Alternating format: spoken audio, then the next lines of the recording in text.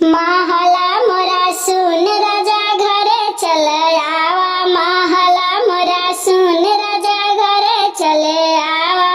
पहली न लेटर सासु लिखी भेजे, पहली ही लेटर सासु लिखी भेजे। नौकरिया ऐसन चीज बेटा घरे जना आवा, नौकरिया ऐसन चीज बेटा घरे जना आवा।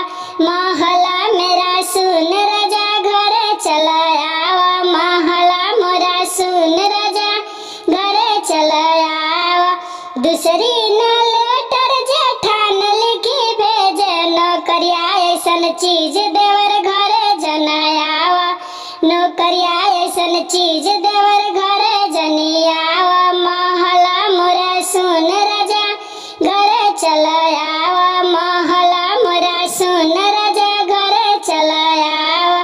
तीसरी न लेटर ननद मोरा भेजे, नौकरिया ऐसन चीज भैया घरे जना आवा, नौकरिया ऐसन चीज भैया घरे जना आवा।